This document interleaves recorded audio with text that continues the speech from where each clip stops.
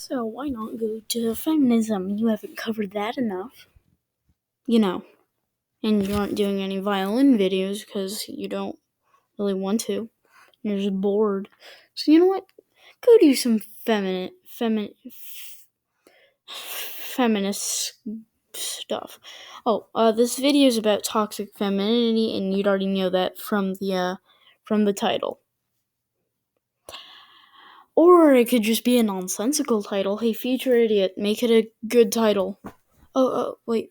You want me to make a good title, not just, okay, what is you do. Okay. Now that's over with, let's get into the actual stuff and not artificially inflate videos. So me actually having been on Twitter once, I can tell you women are are just as bad as men, if not worse. Or if you search on YouTube, you can find a ton of videos of women beating the ever-loving life out of each other. YouTube. I do not mean they're killing each other. I just mean it's an expression. This is a family-friendly channel, family-friendly content. YouTube. Come on. Shoot, algorithms, please pick up on family-friendly and make this video, not have the codes. Or you can find a video with some woman hammering her leg. That's not a joke. Or you could find Chanty Banks or whatever her name is. Red hair feminist. So, toxic masculinity has basically said, you know what? Bad thing. It's man fault. Not that women eat just as much meat as men, or women are actually more likely to engage in domestic abuse or something like that. No, it's man fault that things do that. Now, you're like, oh, idiot, do you have any evidence of this? My evidence is anybody who's feminine and on Twitter. Oh, well, that's just an isolated app where everybody's a jerk to everybody else. So, why don't we look at something else? Well, first we have to understand why this happened. In my theory, it's just that society thinks that women are just better and therefore think that, well, hey, if I have a violent outburst, I can balance that out. Or maybe some of them are just mean and awful people. So, without further ado, reasons why women actually have it better than men sometimes. In family court, women are 90% or 90 or above percent more likely to actually get their child back in family court. Other reasons coming soon, right after this just blank spot. Now, let's go start at 3 very basic character traits: competitiveness, aggressiveness, and violence. Now, all of these are attributed with men. If you think of competitiveness, what do you think of? A sport. And, well, what do you think of in that sport? Men brutally fighting to the death or something like that. Or do you think of some really dangerous sport and men going super fast and testing the limits and making stupid decisions as competitiveness? So aggressiveness, you just think of men always being the aggressor, and violence, you think of men being big, strong, and scary. So yeah. Now, in an actual study, which I'll read some of it. Here, let me go read. Unequivocally that males exhibit higher thresholds of tolerance, genetically unrelated to same-sex individuals, than females do. In other words, saying, men just play better. Females are more likely to ostracize other females. I mean, you can look at Twitter. Females reported more negative reactions than further compared with white males. Not with white males, with males. Female participants believe that their same-sex friends would have more negative reactions if performed better than their friends. So basically, women just suck at not at being competitive and just saying no. You're a negative word. No, you're a negative word. No, you're a negative word. Actually, you're all negative words. And you know what? Slap it on it. And you're a negative word and a negative word, and actually you're another negative word too. So, while this is dominated by feminist literature, I did find a study that said, let me go find a quote. Girls get other kids to gang up on one or more peers as a way of exerting control. Sometimes they entice other children to act out aggressively, as is to watch the show. They form groups and pick on those who choose the members at random and exclude others without any real reason. Um, I can see this, and uh, so here's a school event. I had this in like the sixth grade, and I was walking with some friends. I know. Remember when we had those? And they were like, so I was doing like an impression of, oh my god, like this person is so annoying. And right as we walk past the group, this some person who's like the drama queen of the school, except literally every popular girl is a drama queen, but whatever, doesn't matter. She was like, "Oh my god, let's just go make up a fake name. Sydney's such a big female dog."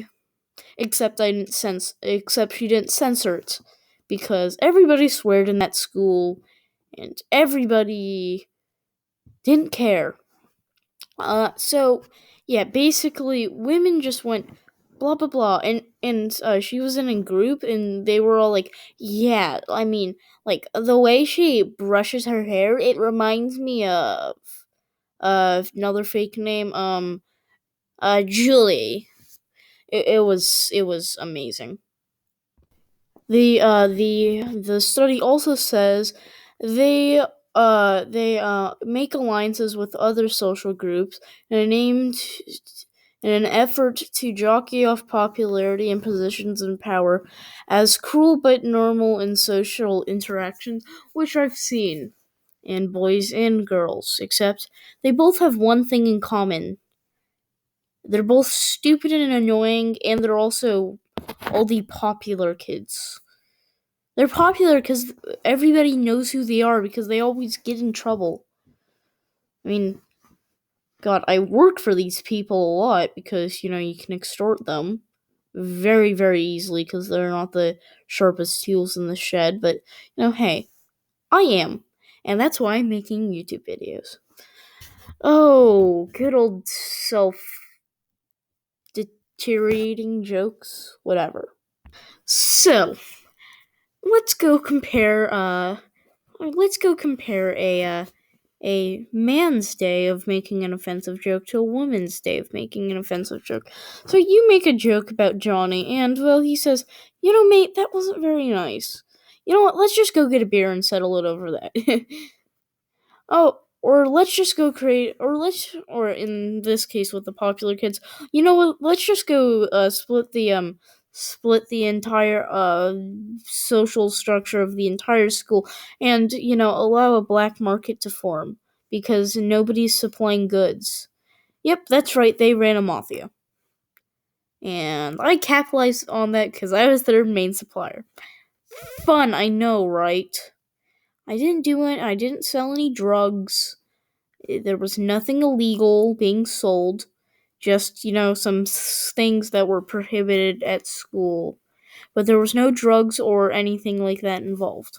So, yeah. Now, what was the. Now. So now let's compare a woman's thing. You make fun of a woman, you might as well write your prayers to your family. You are never getting out of their attack range. They will ruin your life.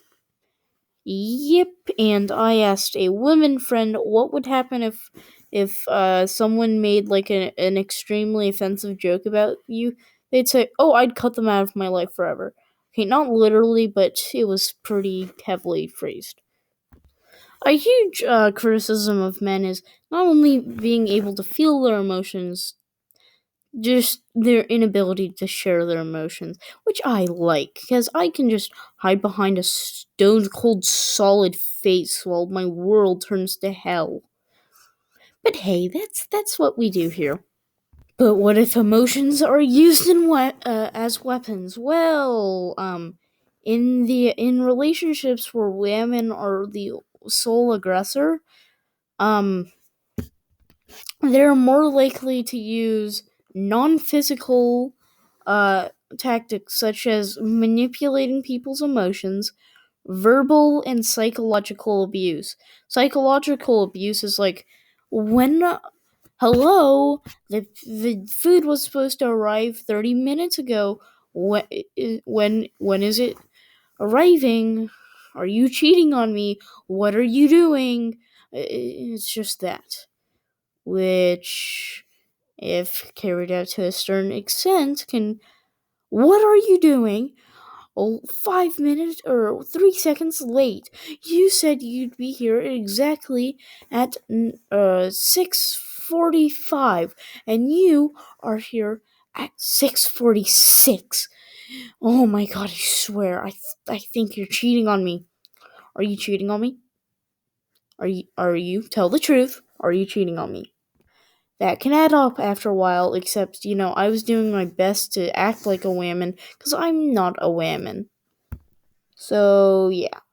Oh, yeah, and also most of the psychological abuse was threatening to take the children away, and also, are you cheating? So, yeah. So, another reason why I tend to dislike toxic femininity, which is definitely real. Just go on Twitter. Why am I using that example so much? I don't know, to make fun of Twitter. Oh yeah, that's right. Another reason why you don't like toxic femininity, well, is really just because they'll cry sexism at the first sign of danger, which can ruin multiple people's lives, which has been shown by any Me Too case in the history of the world that's actually ruined someone's life. If you just go Google Me Too case ruining of life, you'll probably find a story about someone who was Me Too'd and killed themselves because they couldn't take the death threats and the pressure and everything. And I guarantee you, you could probably find one tweet related to that, to a person who killed themselves because of the Me Too movement. And, well, one person's going to say, yes, it's good that he killed himself. He was really bad. I guarantee it. Any event, at least one tweet, if you look hard enough, I bet you could find it. Which is really sad, to be honest. Now, what I really hate is people in some sort of power, or actually just people in all, just playing, yeah, I'm a woman, so I'm immediately better if someone who was a male and had the exact same ideas as me applied, but I'm a woman, so I'm better. When they apply that, it's like, well, okay, yeah, but your policies still suck, or your policies are still good. It shouldn't matter what race or what gender you are. Why should it? It shouldn't. Is my point. So then they're like, well, if I don't get elected, the reason is sexism because, yeah, sexism. I feel like these people, like, okay, so if I win, I'm gonna cry. The crumbling of the patriarchy is happening, but it's becoming very slowly, and we need to go make it a point to destroy the patriarchy. But if I lose, it's the patriarchy's fault. And also reasons. It's not that my campaign ideas just suck, or I'm very vindictive and manipulative. It's the patriarchy. I feel like the patriarchy is an excuse for being manipulative or being vindictive. So, yeah. Now, there is an argument that I personally kind of support that we've become too empathetic or toxically empathetic. And I think this is perfectly represented by the believe all women thing. Notice it's not believe all rape victims or it's not believe all sexual assault victims, it's believe all women. As in, well, you know, like men, they're the only one who can actually do an awful thing such as rape someone. But let's make sure that we hammer home the point that men bad, or let's make sure that we hammer home the points that, well, we should believe them no matter what the evidence states or what the other person says, even if there's video evidence of it being the opposite way, or there's video evidence of no one ever doing that, which it blows my mind. And I don't know how people can just go like, well, I mean, that's a one-time incident, and then when they see the same incident again, they say, well, that's a one-time incident, it's not very serious. When they see it 100 times, well, that's just a select few. When they see it a million times, well, patriarchy, it's the patriarchy's fault. It's just an excuse now for people just to deny everything and be manipulative and vindictive. Like, we've lost that sense of innocent until proven guilty, and we're moving more towards guilty until proven innocent. Like, the burden of evidence is now on the person defending themselves, when the person accusing them has no evidence of it. So there's no longer I'm innocent. Oh wait, there's some evidence over there. Oh, now I'm guilty. It's I'm guilty. Uh-oh, how do I prove that I didn't do something? Well, good question. It's becoming more of that instead of, okay, I'm innocent until I'm proven guilty. Okay, that's the end of this video. I don't know what to say really. I guess female people just suck. Okay, that was a joke. Some female people who show these traits are just bad people. They're awful. Whether you're vindictive or you're extremely hostile or willing to bring someone to the ground just for your power, you are a toxic person. And with that, goodbye.